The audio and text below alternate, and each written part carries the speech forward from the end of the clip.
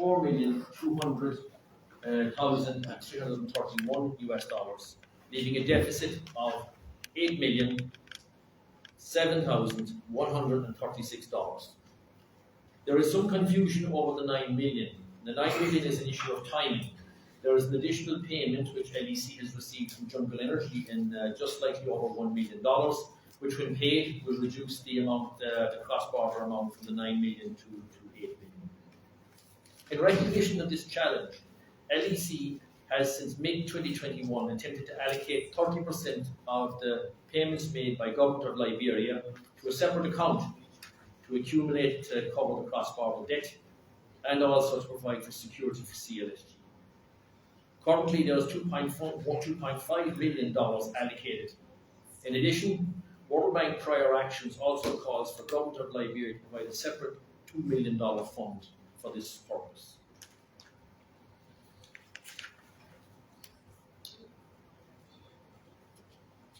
Of the main contributors to the outstanding debt in the respective counties, the Government of Liberia facilities represent the majority, and they have not been contributing to the cost of electricity in those areas. And there's a long list which I don't intend to go through. Addressing the cross-border challenge has never been easy. It requires significant capital investment in metering systems, working capital, and indeed to cover setup and day-to-day operational costs. Unfortunately, to date, LEC has not been in a position to meet these challenges since energy began flowing in 2014 up to this particular point. However, with access to donor-funded high-security meters, donor-funded metering specialists, and donor projects reaching an advanced stage in the areas, LEC has implemented the following plan to address the challenges. In 2020, we made a decision, an active decision, to franchise the markets in all of the respective counties. And surveys, in preparation for those was planned to be taking place, however, had to be cancelled due to COVID. In May, between May and August 2021, a franchise feasibility study was carried out in Maryland and Grangeda counties, funded by USAID with the help of Deloitte Consulting. That project has fully completed and has been used as a basic framework for setting up the franchising model. In July 2021, a 3-week site visit by our engineering team was carried out to carry out a high-level survey, and that was completed in July of 2021. Between September 2021 and this month, the franchising of Baum County has taken place, and we are in final negotiations with Jungle Energy Power in that matter, as I mentioned previously. In December 2021, LEC conducted a 2-week customer sensitization visit in Maryland and Grangeda County with town hall, major customer meetings and radio shows in the area in order to sensitize people to what was going to happen in the respective counties. That project has been completed. Between February of 2022 and the end of March of 2022, LEC has a program of installing metering on all of the major customers in Maryland and Grangeda. These will be hospitals, universities, police stations, and other facilities, and indeed on each transformer in Maryland and Grangeda. Based on this information, we will be in a much better position to establish the actual cost of energy and the appropriation and the appropriate distribution of costs to the individual entities that need to pay for the energy being consumed in those locations. In addition, between September and December 2022 under donor projects, 3,000 customer meters will be installed in Maryland and Grangeda, and a further 7,332 meters will be installed with customers being added in Clego and Fishtown between December 2022 and January 2023 under donor project implementation. If I might move on somewhat, although not specifically mentioned in the request, I believe it would be of interest to the Senate, and perhaps I should say, in relation to dry season operations that we currently find ourselves in. LEC is suffering the effects of a much earlier than usual dry season. In fact, water levels at Mount Coffee have fallen sharply since November to levels that we have actually not previously seen. We are now at a level whereby it is difficult to measure the inflow of water. It is at such a low level. As a result of this low water flow, we are now only able to run one generator at Mount Coffee for about 3 to 4 hours per day, usually at night, in order to provide some safety and security in the latter part of the night. Bushrod Thermal Power Plant is now the primary generating source for Liberia. While Bushrod has a maximum installed capacity of 27 megawatts, we are unfortunately constrained to run below 19 megawatts. That's a dispatch of about 12 megawatts due to multiple constraints. 2 of the 4 2.5 megawatt World Bank generators are not available. One of them has a camshaft problem, which is long standing, and the other one we've had to cannibalize in order to keep the other 2 running. One of the 9 megawatt Government of Liberia generators is not available because of a cracked liner on cylinder number 1. That's currently being repaired, and we hope to have it back functioning within the next 10 days. In addition to that, LEC's own revenue per kilowatt hour sold has dropped very, very significantly. And of course, there have been delays in payments from our largest customer, which means that LEC is currently unable to fund the full fuel requirements that will be necessary to run all generation at Bushrod. We are therefore in extreme load shedding position at present. This will continue until funding is found for fuel or CLSG. In relation to Mount Coffee, it is often forgotten that Mount Coffee is a run-of-the-river station. We are unable to store water for the dry season. This means that our generation capacity is directly related to the level of flow in the river. So, that translates as a situation where, for about 8 months of a normal year, we're able to run 1 unit of generation for 24 hours a day for about 8 months. We can run 2 units for about 6 months of the year. We can run 3 units for about 5 months of the year, and 4 units, the full station capacity, for only 3 months of the year. All in all, this represents about a 45% to 55%, depending on how we manage, but 45% meaningful availability of generation at Mount Coffee. In relation to the CLSG project, which also falls under this conversation, negotiations on the PPA and TSA for CLSG have been going on since December 2019, as the go-live date has moved from February 2020 to December 2021. Management has managed to successfully negotiate some key contractual issues in conjunction with our CLSG partners in Sierra Leone and Guinea. However, no progress has been possible on the tariff or commercial entry into force conditions. In November 2021, the LEC board reviewed the initial PPA and TSA terms as proposed by CI Energy for Transco and rejected those. The board proposed that negotiations be elevated to Government of Liberia level to ensure the best possible commercial terms for Liberia. I'm pleased to say that currently the Minister of Finance and Development Planning and His Excellency President George Manawiya are engaging with their counterparts in Cote d'Ivoire to secure the best possible terms for Liberia. It's important that Liberia secures the best possible commercial deal, as over the next 3 years, CLSG will become the main provider of energy in Liberia, eventually supplying between 70 and 80% of Liberia's requirements. As CLSG is more expensive than Mount Coffee, the advent of this will inevitably impact on LEC's cost of energy. Finally, the MSC, of which I am a part of, is coming to a close. Already 2 full-time Liberian executive directors have been appointed. 4 counterpart executive directors are in place, and the remaining 2 executive directors will be appointed during the first quarter of 2022. The board of LEC is independently actively engaged in recruiting a replacement Chief Operating Officer and Chief Executive Officer, the latter, of course, requiring presidential approval and Senate ratification, which I presume will be brought to this House in due course. A detailed transition plan is currently being implemented, which will see the management services contract close out and hand over fiduciary and management control on July 20th, 2022. I would like to take this opportunity to thank this committee, the Senate, the legislature, and the many individuals of the Senate itself for their commitment to improving the energy sector of Liberia, for their passionate support of LEC. And more importantly, at a personal level, for their individual and personal support to me that has been shown to me personally over the last few years. Thank you very much. Thank you. Colleagues, we filed with witnesses testimony, and can we interact with them now? If you have questions or ask, you ask.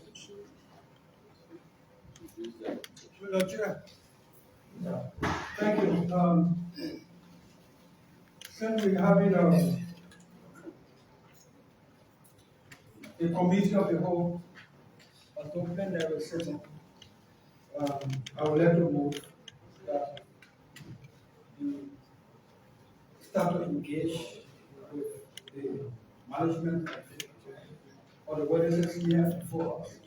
But I just wanted in this motion that may be accepted, that would do it in a way that would get something out of this hearing, so we don't have these issues here today. We want it to be the engagement where each senator will be allotted time to engage the management of LEC and the LERC directly. So that 2.45 senators don't speak in a row, and then some of the concerns get lost during the response.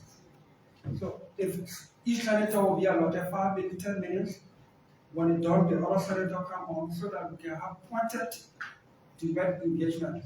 So we can go on the issues rather than the issues today. One action and solution.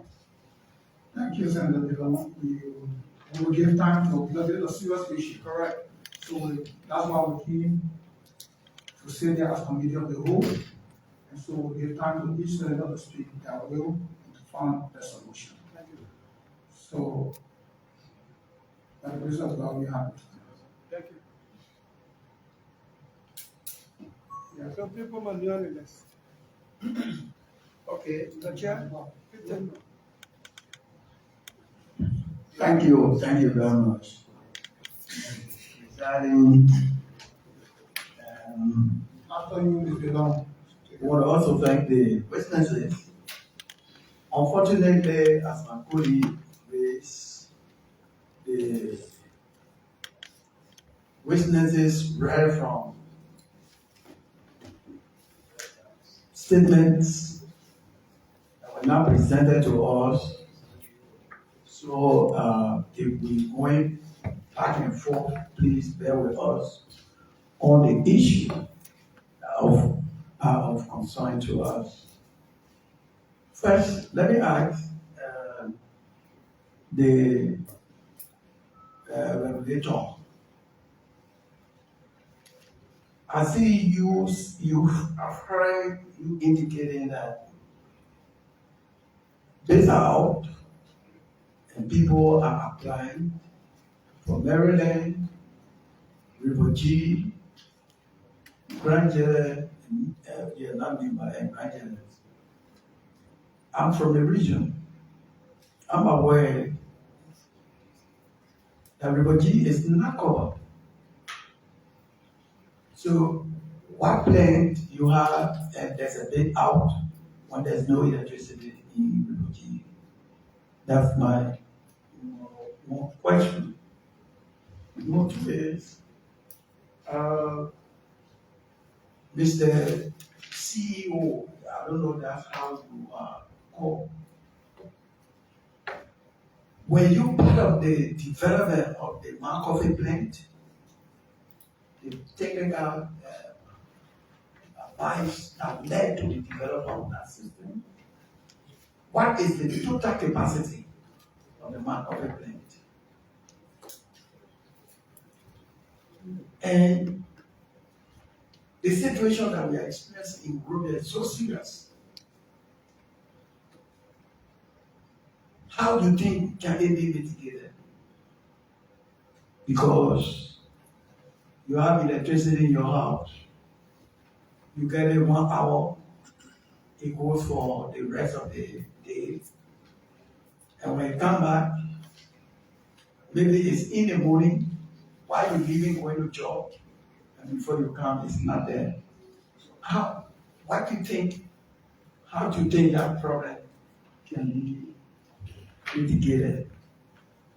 My concern to you also is that I've heard you saying, laying out how Monrovia will be divided into communities for management. If I heard you clearly, I got confused.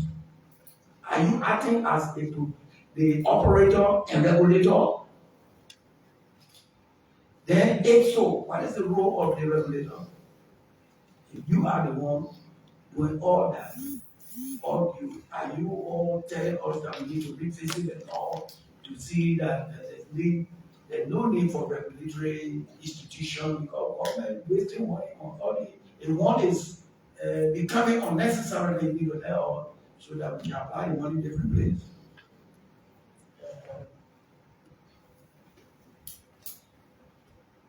Yeah, those are the. Yeah, I will come back, please. So we're allowed to. Yeah. Please go ahead. Answer the question before we go to another person.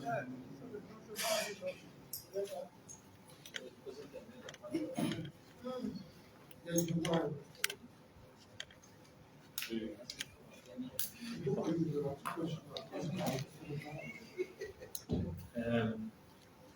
Honourable Senator, I'll try to address all of your questions as best I can. In relation to the Mount Coffee plant, I was not, and neither were my team, involved in the original technical specification for the Mount Coffee plant. This was carried out as a joint exercise between a Norwegian team, an owner's engineer from Germany, manufacturer, and so there was a team of people that were brought together as part of a project implementation at that particular point in time to both develop the potential of Mount Coffee, to see what could be done to rehabilitate the plant such as it was, and to make efforts to see if they could possibly increase the output of the station from the original 16 megawatts each that the plant was capable of producing. In reality, they have managed to create some additional capacity, but there are a number of things that are preventing us making full use of all of the capacity that's installed at Mount Coffee. Not least of all is the actual hydrology of the river itself. So because it's a run-of-the-river station, as the water that comes out of the turbine does not flow away quickly. It's a relatively flat section. So in heavy rainy season, the water backs up and it raises the level at the tailways, so it prevents the water from evacuating quickly. And this reduces the net output from the station. And this is one of the biggest issues. We have explored the possibility separately as a management team, and in fact, as part of the St. Paul 2 project, as part of the implementation of that, we're exploring the possibility of doing some dredging on the river, the removing of some significant obstacles. There are some very large boulders and so on the way. And also further downriver, there's a section of dam that prevents the water of evacuating that was never taken away. So we're looking at exploring the possibility of removing that, the cost versus the benefit of such, to see if we can get some more capacity out of Mount Coffee. Mount Coffee is a fabulous station. It's a wonderful benefit to Liberia. It produces energy at very, very low cost. Unfortunately, it is a run-of-the-river station. It doesn't have a large dam to retain water, and because of that, we have that restriction. But that's the same restriction that was there in the original Mount Coffee configuration, unfortunately. Capacity is, and there's two different types of capacity. There's what's on the nameplate on the side of the machine, which would be 4 by 22 megawatts, which is 88 megawatts. But in reality, because of the topography of the river, the hydrology, and the fact that we're using new turbines in old generating station, we're restricted to about 76 megawatts in total.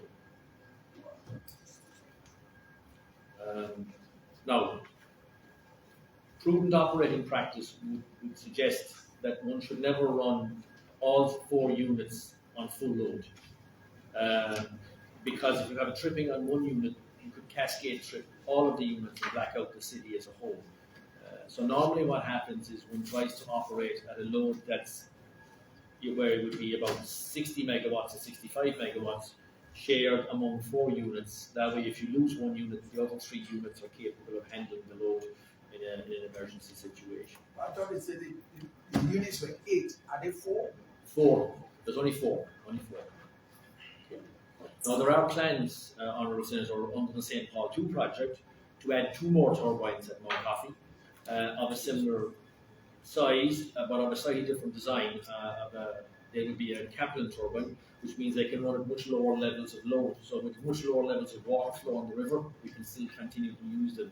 And also new turbines further upriver at 2 further dams further upriver, significantly increasing the total capacity. But as with all hydro projects, there's a long lead time. So I would estimate that that project is probably 10 years from coming to fruition. In relation to the load shedding that we're currently enduring, and we are enduring very, very severe load shedding, there are few short-term solutions to the problem. If we had access to funding and could procure more fuel, we could run more thermal generation at Bushrot. However, we are restricted by that one Government of Liberia #1 unit, 9 megawatt unit, which is off because of a cracked liner, which we are repairing, but it will probably take 2 weeks before it's back on load. If we had funding, then we could have a significant impact on the load shedding, perhaps reducing the load shedding by 25%, maybe 30% to a more manageable level. The other alternative is to bring CLSG live. Technically, LEC has done everything necessary to be able to take energy from the CLSG system. We have implemented all of the defence plan requirements. We have implemented all of the operating protocol requirements. And we have actually taken energy from the CLSG as part of test and commissioning. So we know that it works and we can take it. The difficulty we have comes down to the entry into force conditions and also the actual cost of energy that will be taken from the CLSG. The cost of that energy is significantly higher than the energy that we generate at Mount Coffee, and will obviously have a significant impact on the cost of energy to Liberia as a whole. So it's an area that needs to be looked at carefully. And we understand that the Honourable Minister of Finance and Development Planning and His Excellent President Weir are actively involved in that space at this moment in time, seeking to get the best possible arrangement for Liberia, because this will be a long-term arrangement with significant costs associated with it in the millions of dollars. In relation to the franchising of Monrovia. Before you go there, Yes, let me understand. Are you saying the expansion is the expansion of breeding or fund generating assistance? Beg your pardon, sir? The expansion, because you're talking about if you get more fuel, if you get more money. So I'm saying it's the expansion that is going on, that went on since you met us in Ghana, many places. Is it a breeding? Is it not generating more funds for you? It's generating more a certain amount of additional funds, but it's not.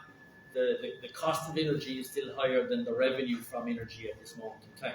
So there's we're not making a profit, for want of a better way of describing it. So we need to accept when we generate at Mount Coffee. When we generate at Mount Coffee, LEC is in profit. For all of the sources, LEC is not making a profit. And that's an area obviously that's concerned, and that's what we want to make sure that once we're generating, or once we're importing energy particularly, that we're in a position to make a profit from it, which we can invest back in, or even break even. I'd be happy if we could break even, but we can't break even. We're currently in discussions with the government in order to try and find a way forward in relation to that, but that's at a very early stage. In relation to the franchising of Monrovia and the role of Lerk, I think I mentioned that all of the franchising activities that we have looked at, we have always consulted with our colleagues in LERC and the PPCC. So we have to align ourselves, obviously, with the legislation here in Liberia, and we turn to our colleagues in LERC. So them to do it, or they should do it. We work with them in relation to it, but these networks are licensed to LEC. All right. So they have to be franchised under the LEC license. So LEC still retains, it's a franchise rather than a concession. So in the franchise, LEC still retains a level of control, I suppose, whereas in a concession, there would be more autonomy for the concessionaire. Thank you, sir. Perhaps my learned colleague from LERC might like to make some comment in relation to it. Yeah. But we try to, we work very closely with our colleagues in LERC in relation to this.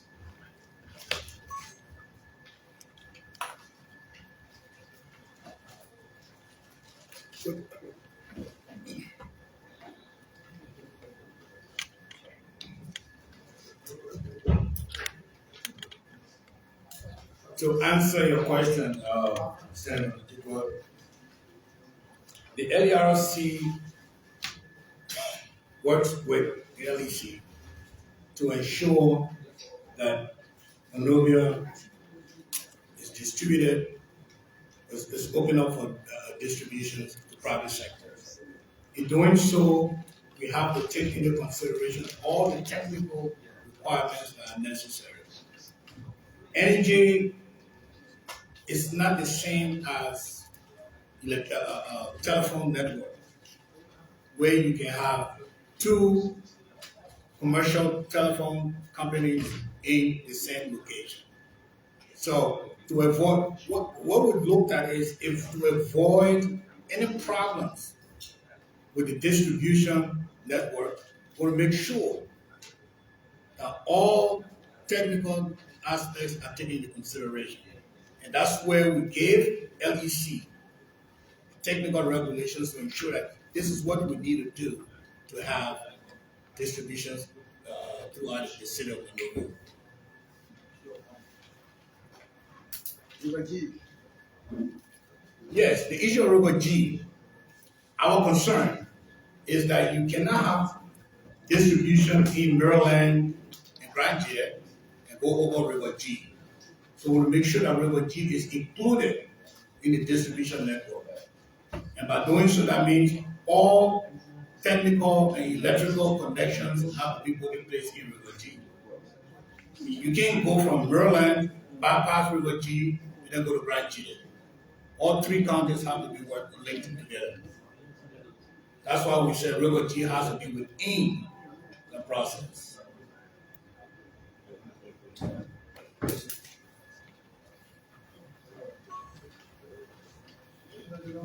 Thank you, Mr. Chair. This is thank you, my colleague. Let me start with the LERC. Yes, sir. I read a public announcement, press statement, I think yesterday from LERC to the effect that the regulatory agency of NC was expressing displeasure and disappointment over the manner of power sharing.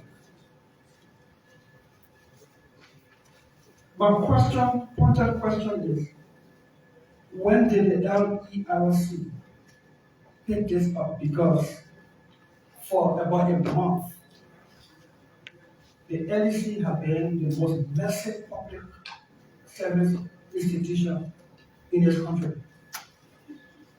And apparently upon knowing that you were coming before this body today, you issued a press statement to appease something. It is my view. That does not sit well with me as senator of this county and the people of this county, including the people of this country, where LEC is providing service. Senator, You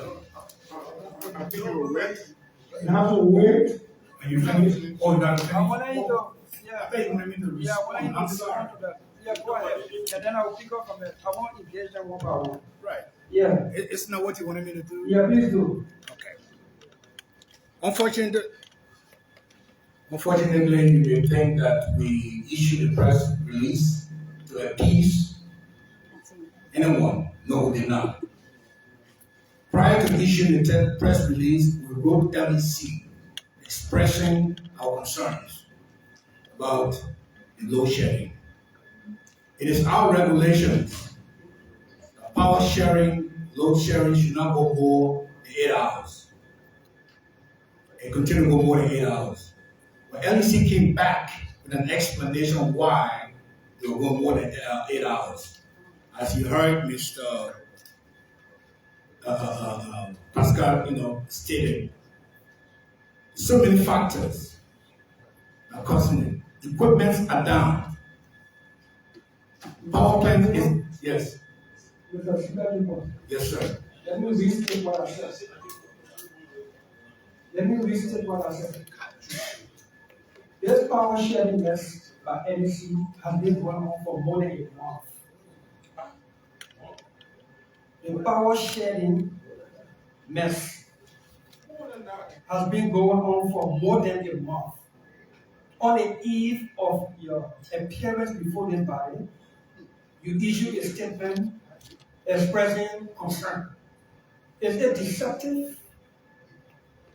Or what was that to play to the gallery or what?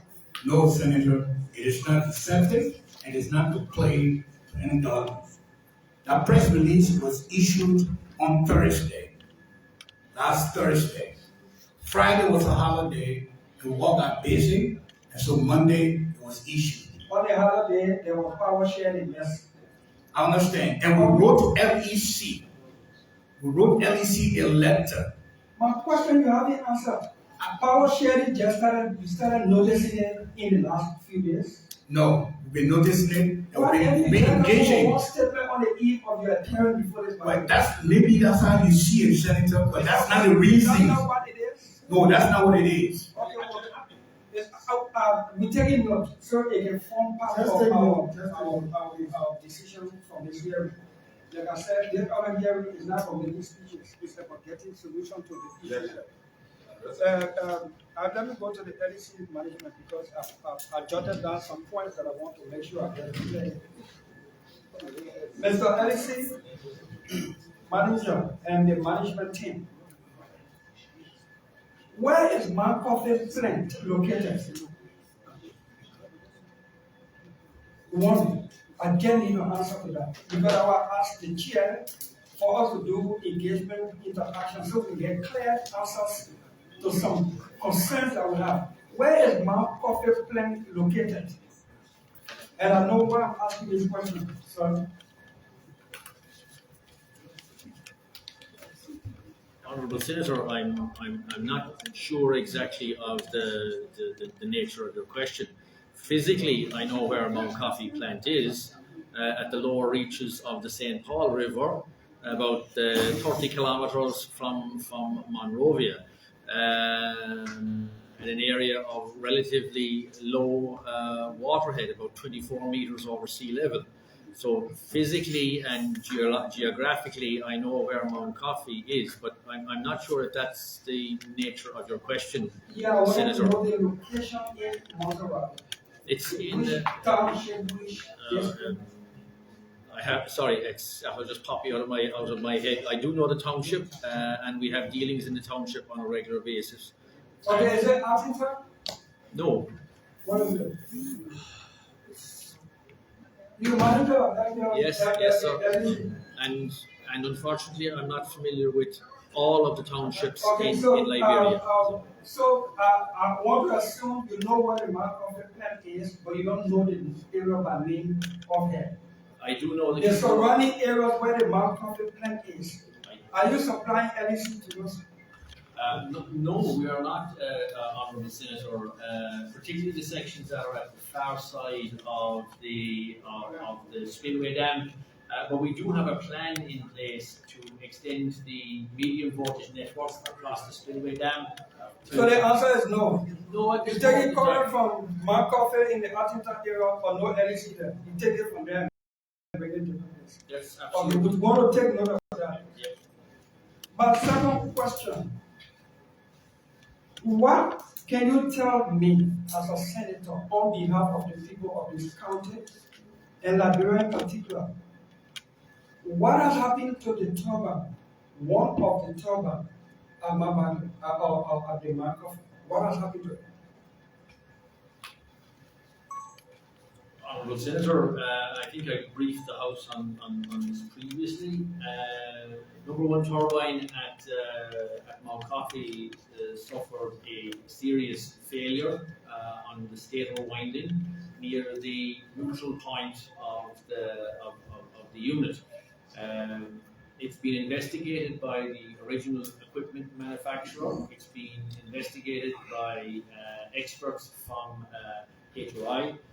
And also by the insurance assessor from our insurer. Neither the original equipment manufacturer nor the operator HOI have been able to find a single possible cause of the failure. So There are a number of potential sources of failure, including an original potential during the original assembly process that there was some element of corrosion entered into the process. There's the possibility. Mr. Manager, how long has that been? Beg your pardon? How long has that been since you have the problem with the turbine? January of 2021, sir. So since 2021, one of the turbines have been down. Yes, sir. That is a contributing factor to the message, the LEC that we have. Correct? No, sir. So what role is the turbine playing when it's down? When the turbine is down at the moment, it's playing no role. But the situation that we find ourselves in is that we were in a position right through to the end of last year when we hit our new system peak to meet all of the peak demand requirements from the 3 turbines at Mount Coffee and using the unit in Bushrod in parallel. So we were able to meet the full requirements of the system right the way through Christmas and New Year of 2022. Unfortunately, the water level at Mount Coffee has dropped very acutely. So we are not in a position to run even one unit at Mount Coffee full time at this moment in time. Okay, I will come back to that. I will come back to that. Again, we don't want long-winded responses. So we can point it. What can you tell us the status of the thermal plant at Bushwa? How many megawatts you could produce from Bushwa? Are they all online during this dry season? If not, why? If we had everything online at Bushrod, we would have a total installed capacity of 37 megawatts, of which, because you are running thermal plant, you need to use auxiliaries to heat fuel and so on, so you would lose about 4 megawatts to thermal load. That would bring you down to about 33 megawatts of availability if everything was available. And again, applying proven utility practice, one should never use all of the capacity because you have to allow for surges on the system. So we would theoretically be in a position to carry about 25 megawatts of load. Unfortunately, the situation that we find ourselves in are that 2 of the World Bank plant units, which were faulty back in 2018, one of which we have managed to rehabilitate and bring back on load.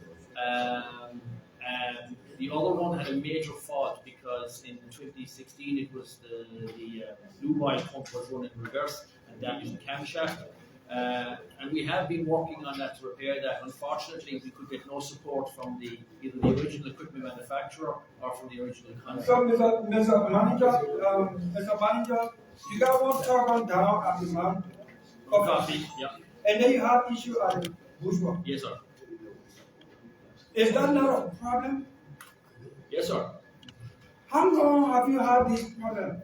The failure at Mount Coffee, as you know, is since January of 2021. The failure at Bushrod is quite recent. In fact, it's only in the last 10 days that we had the failure in Bushrod. And that's the number one A-Bank cylinder on unit 2 has developed a crack on the liner. It's a feature of large thermal plants. It can happen. And it's currently being repaired. Fortunately, we had the foresight to buy replacement liners, replacement seals, gaskets, and so on. So we've had a full stock of equipment in country to be able to execute the repair, and we're currently in the process of executing the repair. Any time frame as to when it is expected? I'm expecting probably 10 days because it's a major repair. It is a major repair. Okay, my second to the last concern.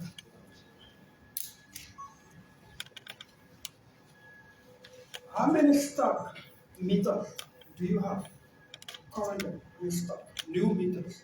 We have 15,000 meters in stock at this moment in time. Why are you not using it when people need it? We are, sir. We are installing 1,000 meters per month. And we are also, that's just in terms of our own LEC staff. And then in relation to the donor projects and donor project areas, we're also installing 4,000 meters actually were installed in January on donor projects. My final concern. Power theft. Yes, sir.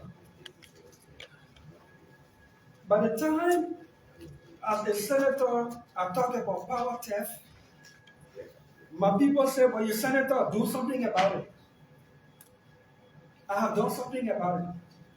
When I say I, not me as Darius Dillon, institutionally as the legislature, we have passed a law making power theft a crime.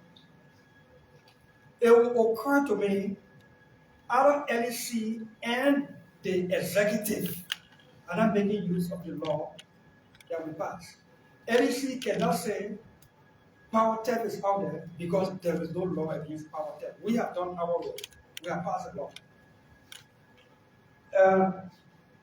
I'm not going to encourage anyone to engage into power theft. But you see, when the man see LEC wire passing over his house to the other house and he going to LEC, going through the processes for months, and LEC can respond to putting on legally, that's a tendency, which is wrong though, for that person to be tempted to get somebody. And most times, the people who hang this wire illegally, they're from LEC. They are LEC employees. And this is not an opinionated or wild allegation. It is a fact. I am beginning to believe that it is a cahoot with people in top management at LEC that is encouraging and increasing the wave of power theft. One, because LEC is not doing supply to these homes when people have the means, the money, and they want to pay, you're right. Even I, as a senator, I know what I have to go through to get a meter. I refuse to allow my status to push me ahead of the line. It took me weeks and months to get a meter. One of my meters was stolen. Somebody used my meter until the money finished. I went to LEC, no protection for my meter. Somebody can take your meter and carry it somewhere else and they use it. No protection. And ordinarily, the ordinary man does not know about claiming the LEC pole to take meter and go install it somewhere. It must be in place of LEC. I haven't at all heard of any drastic administrative reprimand or measures or actions taken on LEC employees by the management of LEC to curtail power theft. And then the reduction in the cost charged for kilowatt per hour, which we all agree and believe is high in Liberia. But the current reduction, what is the impact on LEC? Is the reduction okay to keep the LEC functional and improving, or is it going to affect the operation of the LEC in terms of the revenue generation to keep expanding the okay. I will rest for now, and then I'll need me of the follow up. So I ask pointed questions and then you can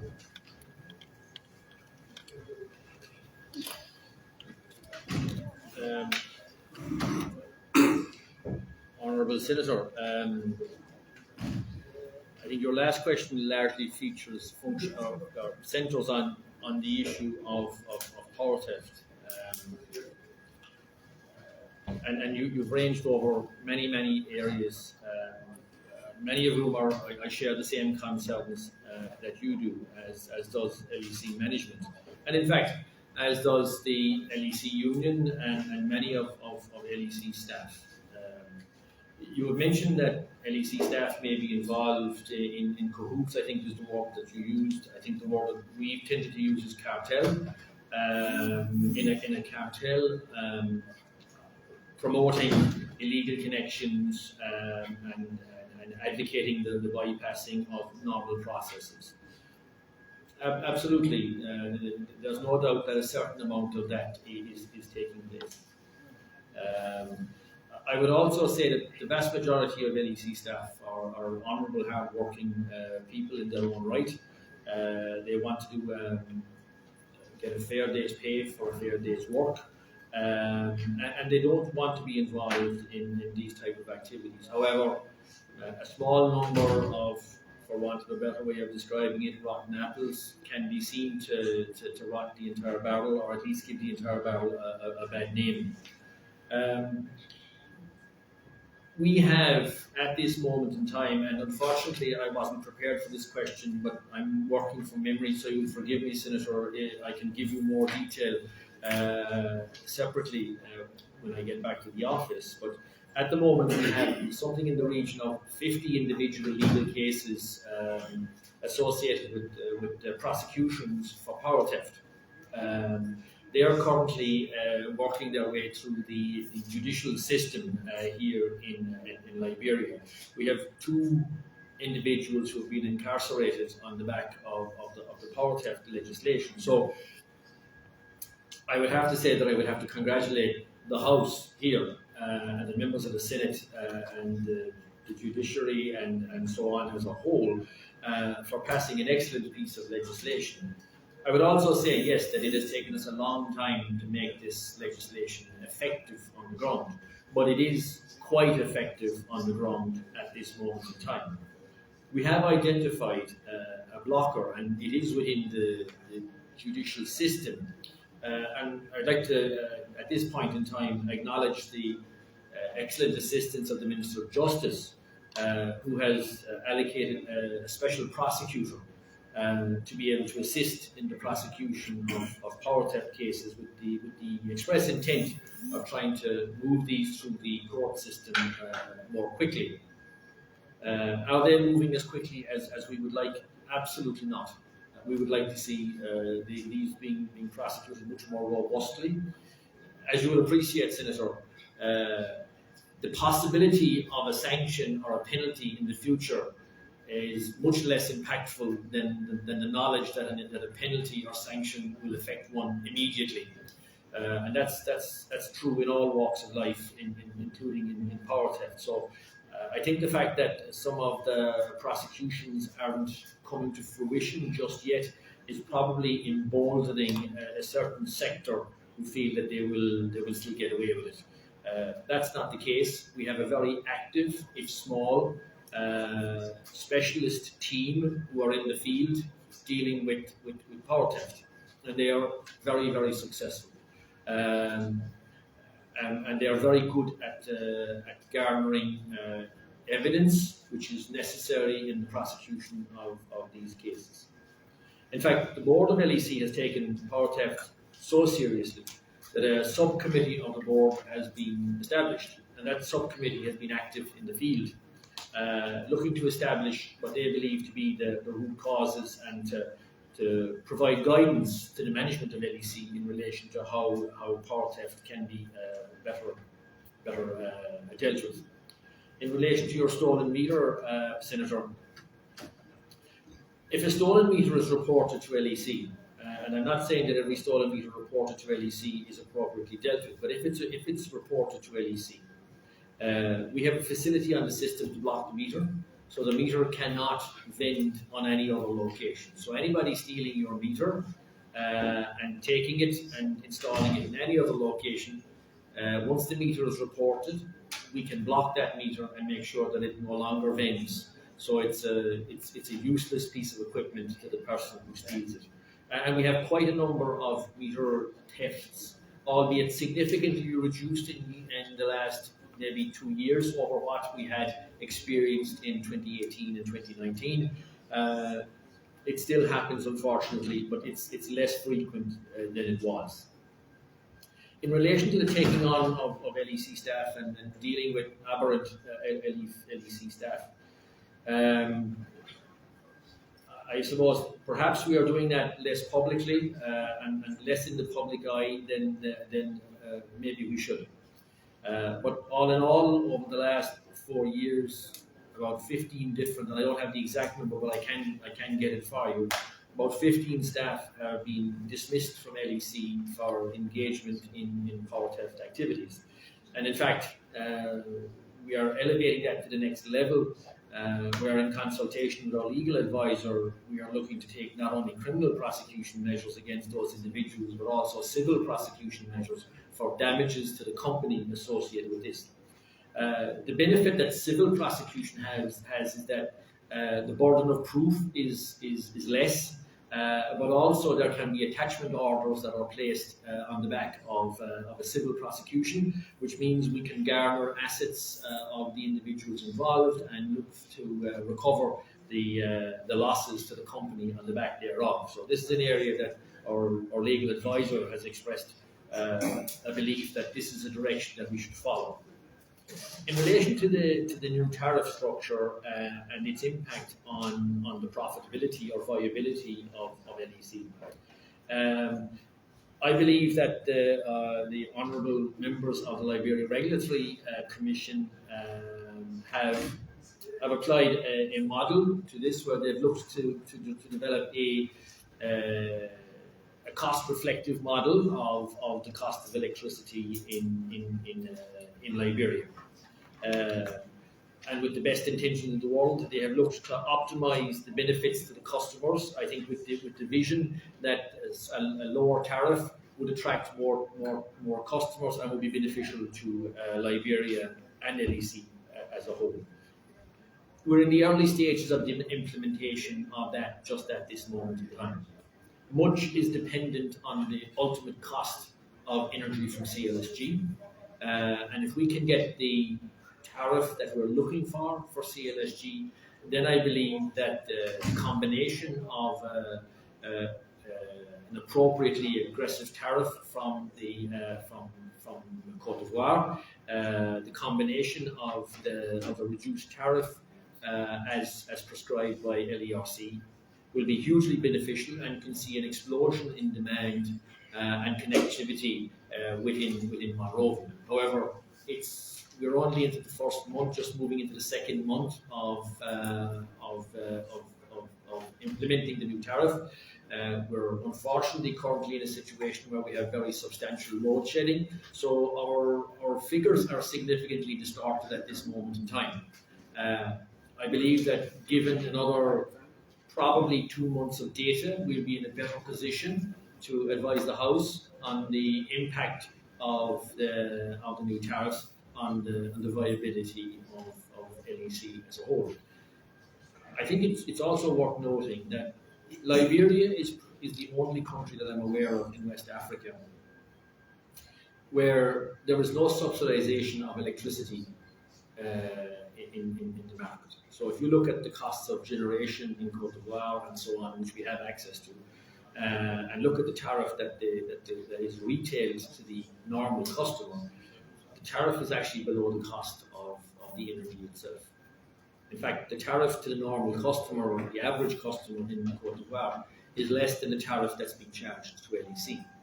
So you can imagine that we are being proposed to be charged to LEC. So we, as a wholesale customer looking to buy bulk energy, are being asked to pay more than the normal domestic customer in Côte d'Ivoire, which we believe is unfair and shouldn't be the case.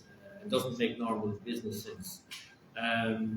But that said, we believe that there is still a good model, and perhaps my learned colleague here from LERC might say a few words on this. But we say that the jury is out at this moment in time. I believe the intent has been very, very positive all the way along, and that we need some additional data to be able to fully evaluate the impact. And we can brief the House on that at a future date. Thank you. May I respond to the issue of tariff, Senator Leon? The tariff is based on LEC's cost and revenue projections. They provided we took into consideration LEC's cost of operations, LEC's revenue projections, and the CFLG to determine the tariff. So it's based on the model. LEC at this point, they have the advantage to sign in more customers to benefit financially. We went from 35 cents, which was the highest in the entire world, to 20, on the average of 24 cents, 22 cents. Social customers, 15 cents. So just in January alone, LEC signed up a little over 4,000 new customers. So if they were to beat up, you have no problem with revenues for LEC. Thank you, Mr. Chairman. I want to start with you. Yes, sir. Do you believe that LEC, like electricity, is a profit-making business? Senator, around the world or in our West African settings, energy is subsidized by the government. So it is not a profit-making entity, or at least it can break even. Okay. From a business standpoint, you can break even.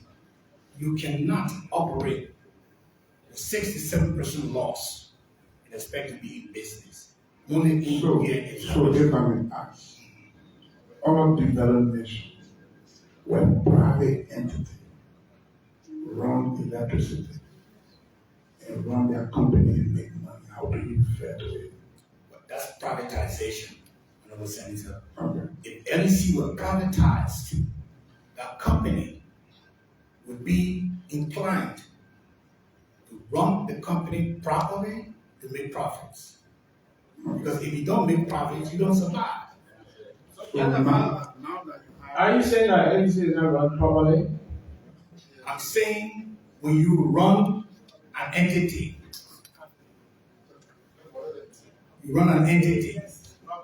where you lose 67%, it's a private subway.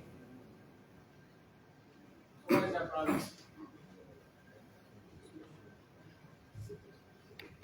He actually, what is the problem? What's the problem? Yeah.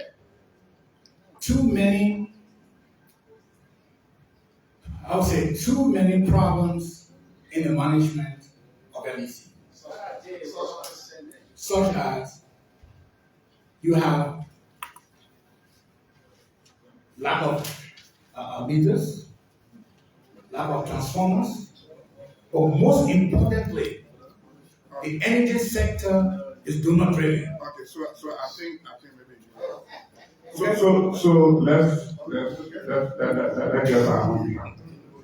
So if you say, it's private entity, they can make profit and even contribute to government, even pay their taxes, and still make profit, pay their employees. Exactly.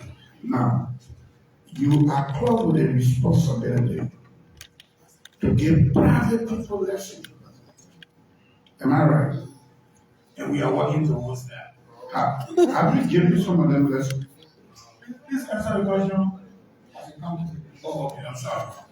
Have you given some private people lessons before in this country besides LEC, like the government entity? No private companies have applied for licenses. So what happened to Jumbo Water? Who are they? Jumbo Energy. Yes, we give Jumbo license. Yes, sir. Are they government entities? Jumbo is private. Jumbo applied and we give Jumbo is a no. So maybe we need to take time to get up there. I hope maybe we'll be rushing. My question was, is electricity a profit-making business? You said no. It depends. It depends. Mr. Chairman, Honorable Wu, I want for the director to be remanded as honorable. So anything that you say here, but remember when you first appeared here last year, and the same appearing you're doing here today. So be reminded that you're honorable. Thank you, sir. So Mr. Director, the reason I'm asking this question is, hey, I believe that electricity in Nigeria, like really says managed properly, can contribute a lot of money to the national budget. And people, everybody can get electricity if they can afford electricity. Do you believe that? Yes, I do. Thank you. I will come back to you. Are you aware, you are Philip, right? Pascal, sorry. Pascal, are you aware that from 2006 to today, the donor community has spent about $1 billion in the energy sector in Nigeria?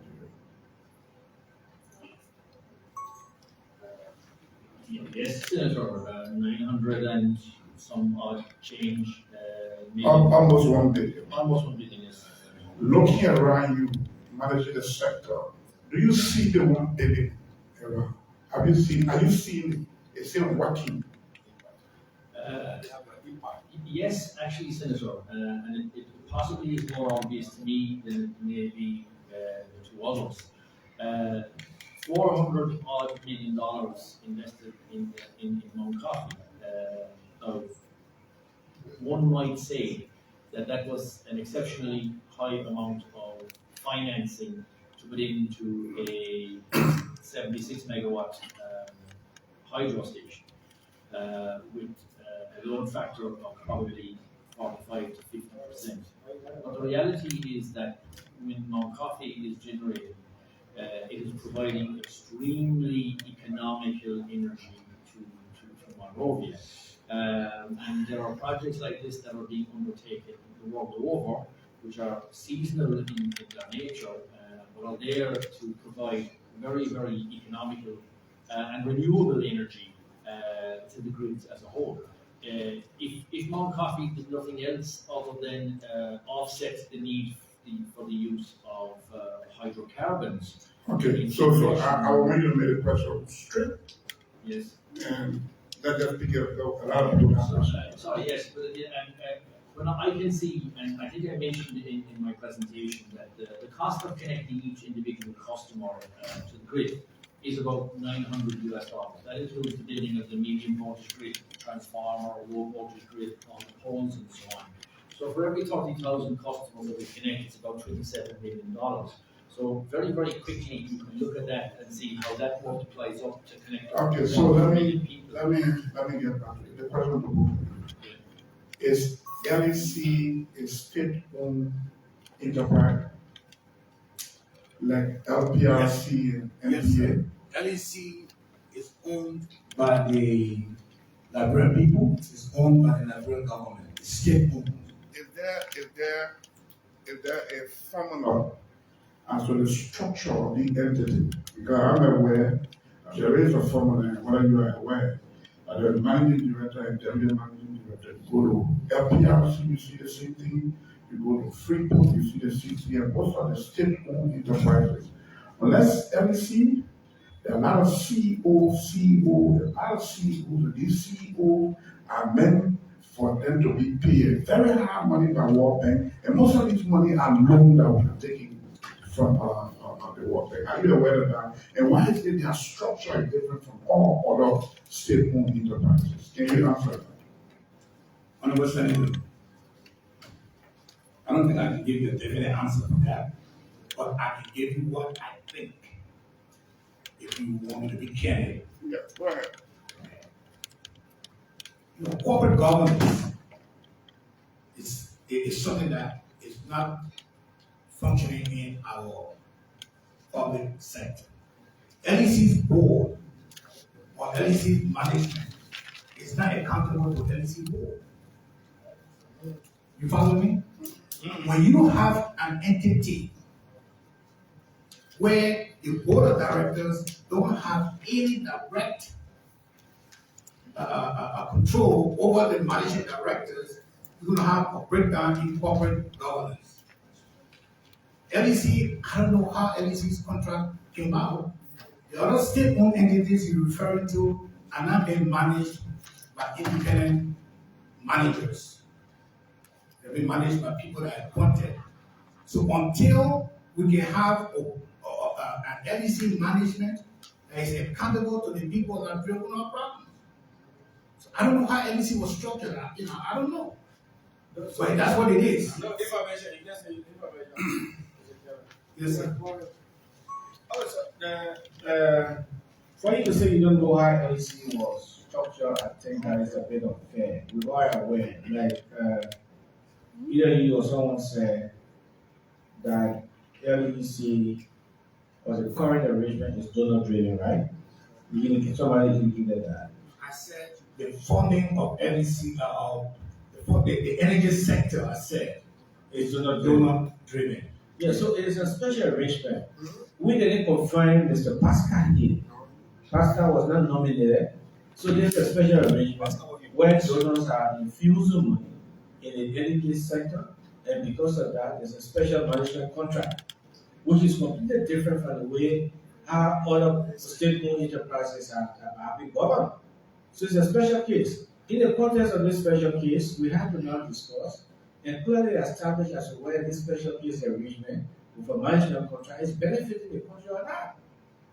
And if we can move on our own or not. If we cannot move on our own, we still dependent on donor funding, then that's a decision we have to make as a country.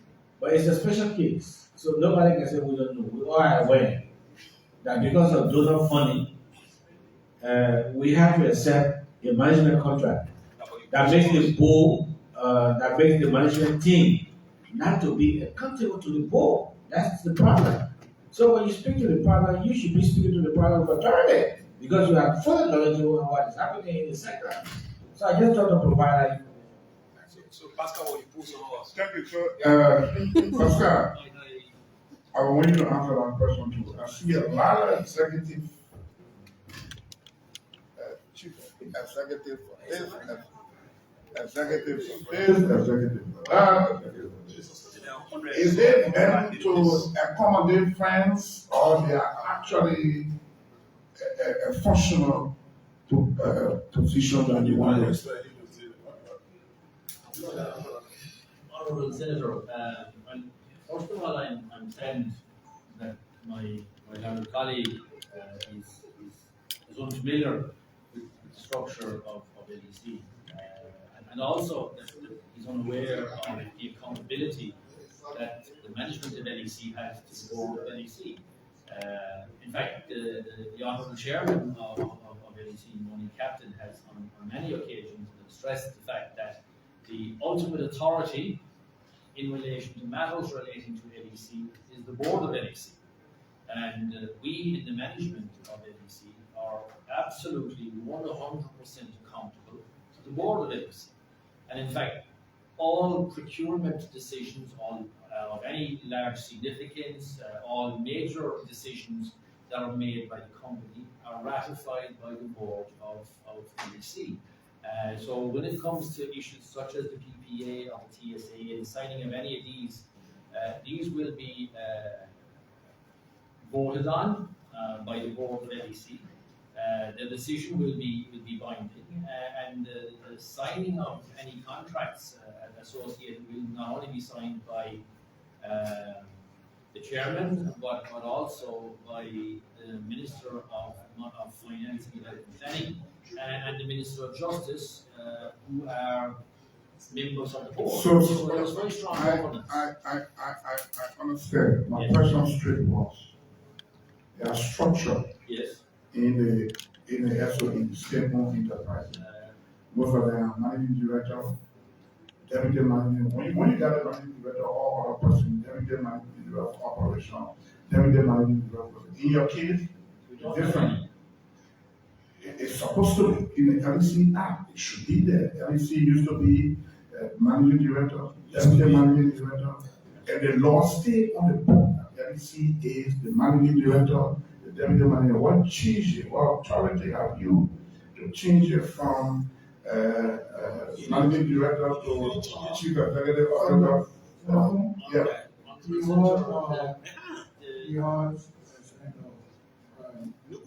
But he said no. He said no. You also know this isn't a special arrangement. He said no. There is a Western Valley Housing Foundation beyond this idea.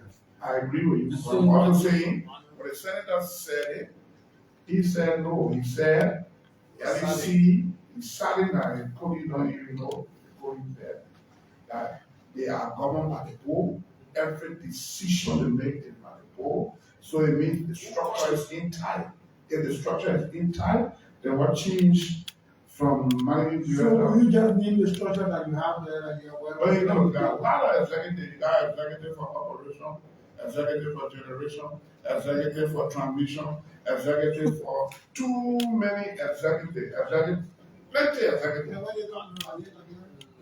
Most of them are all international people, foreign people who occupy all these positions. I'm asking this question because you are able to connect only 1,000 meters a month. According to you, you said Yes. you're connecting 1,000 meters a month due to manpower and all stuff, LEC, right? No, that's not what I said. Senator. What did you say? What I said is that we're replacing 1,000 meters and connecting of people who want to be connected from NEC's own resources. But we are also connecting and have connected 4,000 customers under the donor projects in the month at the same time. No. Senator Dillon was straight to the question. Yeah. He asked you about connection, Yes. and you said he asked how many meters you are in conflict. 15,000. And why are you not giving me that out? And your answer was you connecting 1,000 meters per month. Actually, Senator, I covered both areas. I mentioned that what was being done in-house by NEC's own staff, saying that we had done 10,000 during 2021 and would do 15,000 in 2022. So you stay in line. You stay in line with 1,000. If you did 10,000 in 2021, then it means it's even below 1,000 a month. And if you would do 15,000 in 2022, it's just a bit because 12,000 should be 1 year. Yes. So there may be a 20% above. So in actual sense, you are collecting 1,000, connecting 1,000 a month. And Senator, we're also doing 4,000 through the contractors that are working for us in the donor project. So in total, last year. So the reason why I'm taking you to this area, Yes. I want you to answer my question straight and sharp and not to be around things. The reason why I'm asking you is that because you got all of the executives that all go for 2 weeks break every 2 weeks. At the expense of the corporation and the donor money, because this money are being paid by donors, that you cannot recruit more people locally to do this connection because one CEO pay can pay a lot of people that can do a lot of connection. And the reason why you are here is to do connection. If you can only do 1,000 connections a month, then you can't make it. You are below a connection. Can you say something to that? Absolutely, Senator. First of all, there's a limit to the amount of connections that we can make to any individual part of the grid at any individual time. So, as you know yourself, Senator, there has to be a transformer for every so many customers, depending on the number of customers in the area. Certain customers have to be within a certain distance of every transformer. And then there has to be, we cannot overload the individual low voltage feeders or indeed the individual medium voltage feeders. So for every connection that we make, we do a field survey to make sure that that customer is within a reasonable distance of the transformer, that the transformer itself has not already been overloaded and has the capacity to handle the load of that customer. And all customers have different load requirements. You have some customers who have very little energy demand, and then obviously they don't need a very large supply. You have other customers who have large requirements, who have retail complexes and so on, and they need a different type of supply. So we do a detailed survey for every connection and make sure that the design that we bring forward is capable of meeting the requirements of the customer. If I might finish my one point, Senator, my apologies. During 2017, there was a huge burst of connections of customers. In fact, many people connected to the ABC grid, but without adequate care taken for the health of the transformers or the distances that people will be connected away from the network. And many of my own team, or Liberian team here in country, will attest to the fact that led to a huge number of transformers blowing up. In fact, by the time we got to the middle of 2018, we had about 200 transformers that were blown off the system. We've managed to replace all of those transformers and add another 300 transformers to bring the capacity of the system up. So in short, all the executive position you are creating, you believe is in the interest of the company, and with this, you can function well. In short, Senator, the executive positions are not actually all occupied by expats. In fact, two of the positions, as I said in my statement, have already been transferred to Liberian. How many of them? Two. Total, you have about 12 or 14 already. Total, we have 10. We have actually 8 executive positions. You just engineering and media connection, and the executive director for transmission and distribution. What's the difference between the two? Two total different. One is involved in engineering, which is the whole area of design. So, Senator, when you come looking for a connection to your to your compound or whatever else, first of all, that's investigated by the team from the engineering team. This is common in all utilities where you have an engineering team that look to do the design work associated with the connections. And they also pursue the larger connections. So customers who have dedicated transformers for connection to themselves. In fact, we installed 71 of those during the period of 2021. And we'll be doing something similar in 2022. So customers who want dedicated supplies, very large supplies, the Engineering and Major Connections Directorate looks after that functionality. The T&D looks after the operation of the transmission and distribution network, fault repair, general maintenance, operation of the 66. Okay, so in short, you're creating this position because of the few persons that want a dedicated transformer. No, the position is there because it's important to have a focus on the design work that's associated with these connections. Because poor design leads to overloading of transformers and damage to the grid. Okay, so in my opinion, one of these positions, maybe at the end of the day, we'll have to advance and cut some of them down because that's my opinion. I might be wrong. No, I understand, Senator. Cut some of them down and to see how you can hire more people to do the actual work instead of keeping that executive and you don't have the real people. Now, let me get to Segalipo. Senator Taylor asked you about your communication you wrote. In his opinion, you wrote it because you were coming. I come in. Do you have authority to the extent that those agencies that you give, those entities that you give lesson to operate, one of the LEC, you said under the law, they should not go or they shouldn't have problem more than 8 hours. If it is problem up to 1 month, what do you do? We review the causes of the problem, and if they are legitimate problems, then we can work along with them to make sure that they're corrected. If we think that the problems, their reasoning does not meet our requirements, first of all, we impose fines on them. After fine. After fines, we have the other, Do you have the authority to revoke the lesson? we have the authority to revoke the license to an extreme, it's an extreme decision to make. LEC go 1 month, 1 month or plus, where if electricity problem, they say they can send it on the other side in a day for a few hours. You go on this side for a few hours.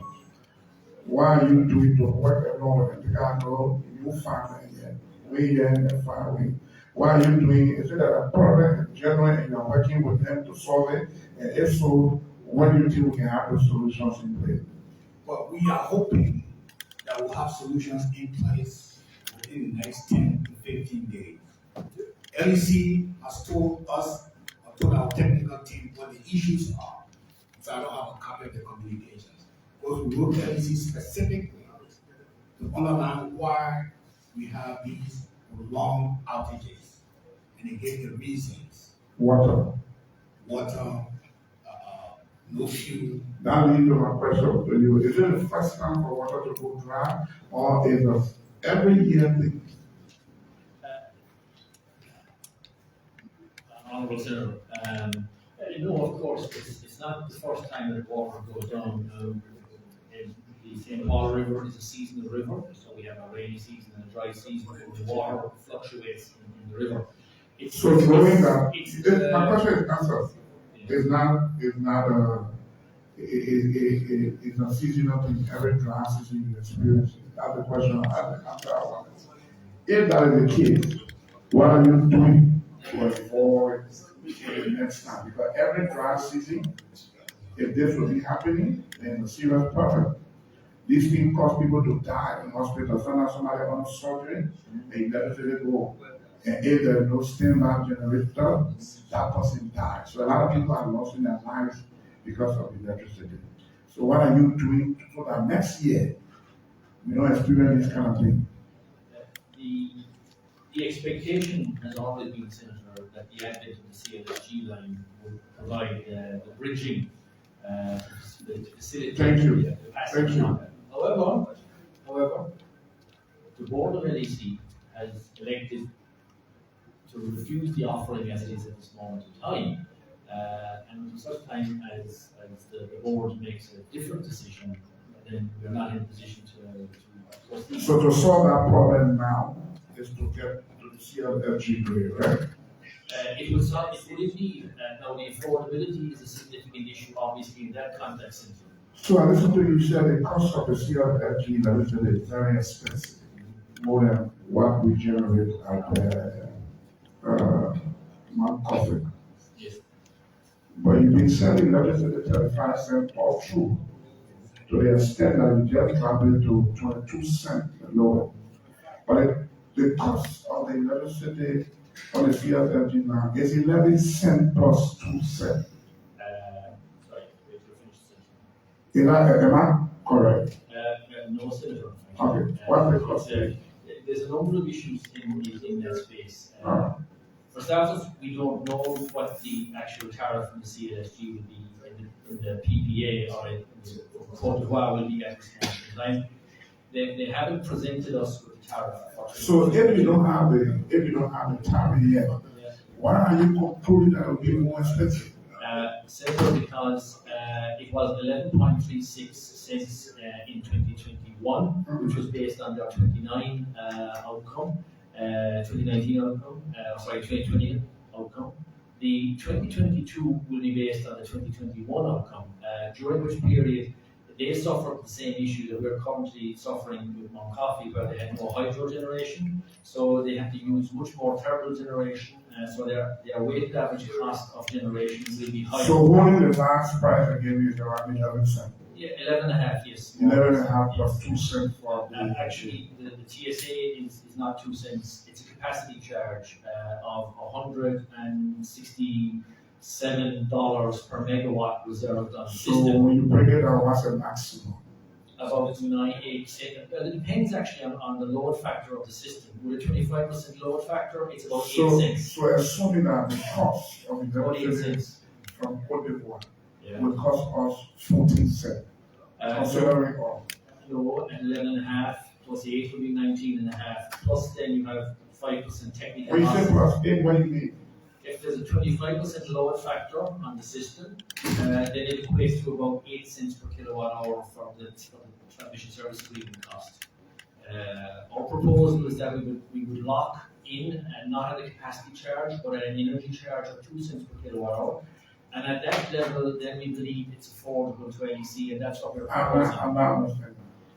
It's if I might, Senator, I suppose the best way to describe this is that as a company, the transmission system is equivalent to leasing seats on a bus, for want of a better way of describing it. So you reserve the seats for a year, whether you use them or not. If you use them, we say that you reserve 10 seats on a bus and it costs you $100 a year for each seat. So if on the other hand you only use 5 of the seats, they'll really cost you $200 for the amount of people for the people. If you use less, it costs you $400. So can you relate it to what we're discussing? Because what I Yes, know, sir. what I know, Yeah. Cote d'Ivoire is 11 cents. 11.55. 11.5 is Yeah, 11. you know what? 11.5. 11.5. The cost of the grid, this grid is a loan taken by Liberia giving service. We build the grid. We have a company, not CLG, Transco, that build the grid. Are you saying the grid is charging us, we can talk about bus, the seat on the bus. Are you saying the grid is charging us 8 cents? No, what I'm saying is that the grid charges us a flat rate for the capacities reserved on the system, whether we use it or not. And because we have Mount Coffee as well, which gives us electricity at a very, very cheap rate, naturally we will want to use Mount Coffee in the rainy season, where we get the cheapest possible electricity. So this will mean that on the CLSG, we have a load factor of around 25%. I'm not sure if I can explain this any better. In that context, the average cost per kilowatt hour delivered to Liberia will be about 8 cents for the delivering for the transmission charge. In addition to that, there's about a 5% technical loss on the system. So in essence, by the time it gets to Liberia at a 25% load factor, we have a cost of around 20-ish cents, 21 cents. Okay, so I'm not stating that. Maybe you have to communicate that, or propose that you communicate that for understanding. Because my understanding is, certainly, we got electricity on now, and we started before. Yes. By if I'm not mistaken, May, April, the Nima station was ready. Yes. April. By May, the Bassa station was ready, the Cape Town station was ready. In July, the CLG tested the hot road to see whether your system will work along with CLG line. You tested it for about 2 hours, it was perfect. From July last year to today, Sierra Leone has taken electricity already. It costing them some low amount, and Liberia even at the cheap hydro price that we cannot even get. Are you saying at this point where where you cannot supply electricity from a hydro. If you were to connect the CLFG by January for even 25 cents, don't you think it will be in the interest of the country? Indeed, I do, Senator, and that's a significant debate, obviously, when one looks at the procuring of energy, as you said yourself, at perhaps 25 cents per kilowatt hour, and the selling of the same energy at, considering 90% of our customers will be paying 15 cents tariff at a 10 cent per kilowatt hour loss to the company, then obviously one has to look to see how we can bridge that gap. And that's a conversation that we're having with the board of LEC at this moment in time to understand what we can do as an alternative. As an alternative, Senator, of course, what we're hoping to do is to be able to create a more advantageous tariff with both Côte d'Ivoire and Transco, so that it isn't 20 or 25 cents per kilowatt hour, it's at a much lower level, and then that obviously we can take the energy. I would be delighted to take it. So serving is connected as the grade 8. Do you think they will give in to you, considering negotiation? I'm discussing with 2-3 persons. I'm selling this phone for $1. Two person in the same condition, and this guy say, okay, I'll take it for that, connect me. And the other guy is still waiting and say he want to pay 50 cents. Do you think you get a 50 cents? If so, when? Honestly, Senator, I can't talk to that. That's not within my area of competence. I believe that's a political decision, I believe, and an intergovernmental decision between two neighboring countries to determine how best to proceed. We know it's political, and that's why we want you the technical part of your advice. But from your advice to me, yes, it tells me that the grade from CLFG, we shouldn't touch it because the hydro is cheap and the CLFG is too expensive, and there's no need to go for it because we will not afford it. That's not what I'm saying, actually, Senator. What I'm saying is that we want to connect to CLFG, but obviously we need to connect to CLFG in a forward fashion. There was a recent article in one of the Sierra Leone newspapers where they were asking the question, is CLSG affordable? Now that they have CLSG and it's feeding, is it affordable? They're asking that question themselves. So you think it's good to connect to it now while we are having our discussion of that? Because you have said maybe during the time our issues during the rain, they were equally have a lot of electricity. At that time, we have a lot of electricity. We are not forced to use this SLG, right?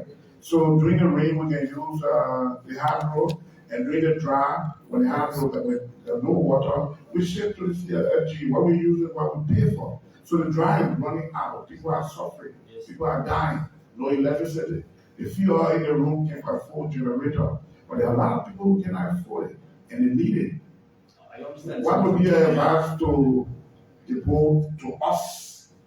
But my advice would be that we have to create a situation where we get particularly in relation to the event. Have to create a situation right now. If you were to advance, the question I'm trying to,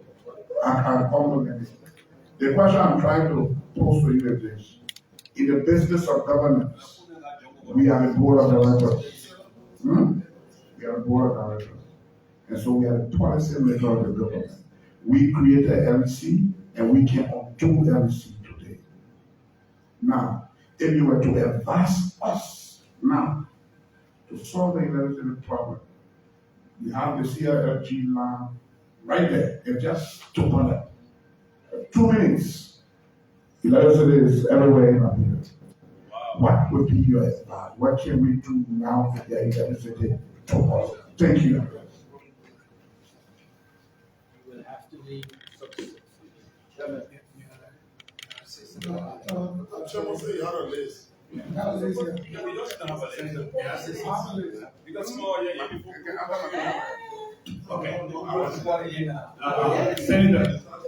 you asked the question. I have a list here. So, from Senator Kun, Shuabe, Senator Zago, before Jivon, but Jivon asked that he have a labor meeting, so he wanted to speak. Before you, yeah, so please.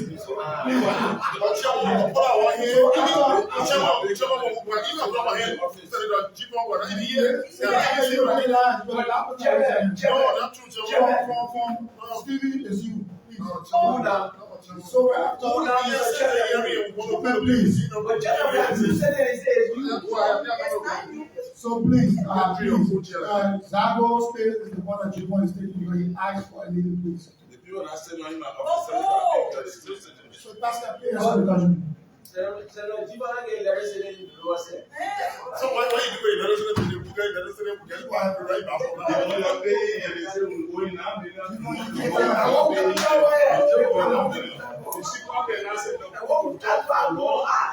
As the people ask the question, Chairman, please.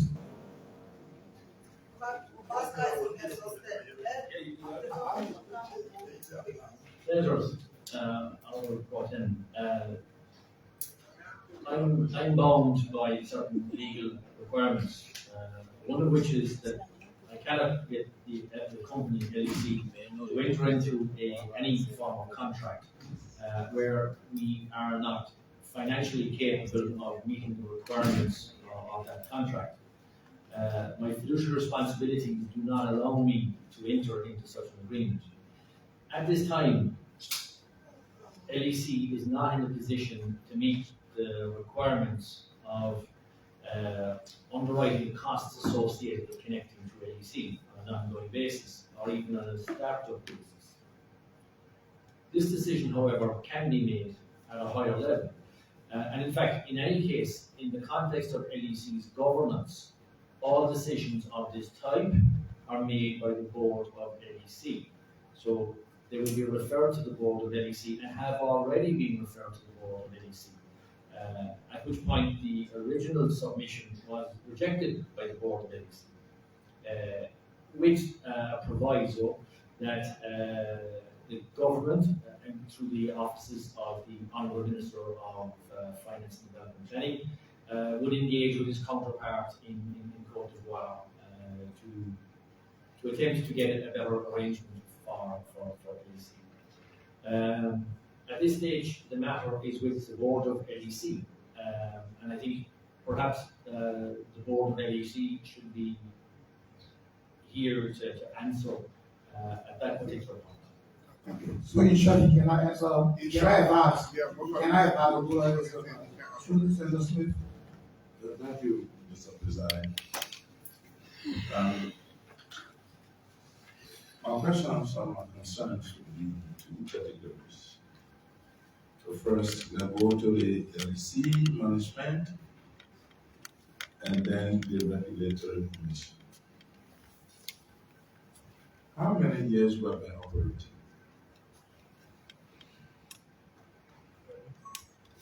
Mr. Pascal? Mr. Pascal? Please forgive. My apologies. Yeah, please forgive me. I was trying to ask questions I couldn't make my statement. Yeah. How many years we been operating? The question, I'm not sure, do you mean Since you get a contract to manage LEC? we've been here since January 2018, and our contract finishes on July 20th, 2022.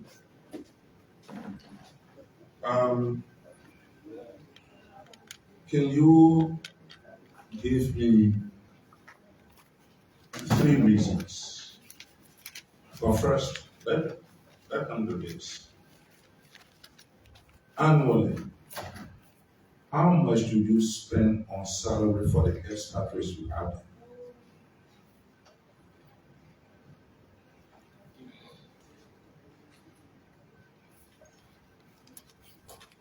Actually, I don't spend anything on the expat salaries. The contract is between the board of LEC and ESG International in Dublin.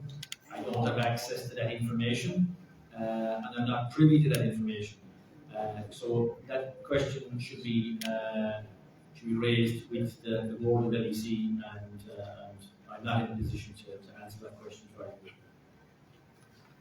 How can you convince the Liberian Senate? Maybe 3 reasons you can give to convince the Liberian Senate that it should not cast a vote of no confidence in the LC management. Give me 3 reasons. Senator, to be absolutely honest, if the details of the presentation, which I presented earlier in terms of the Herculean work that has been done in the last 4 years hasn't convinced you, I doubt that there's very much that I can say to you at this time that will change your mind. I'm at somewhat of a loss to be absolutely honest. As an entity, I mean, we have taken a radically different approach to managing perhaps LEC maybe than others, which was we very much embedded ourselves in the company and became part of the company. We didn't regard ourselves as consultants or external to the company. We shared in all of the successes of the team. We felt all of the pain of the local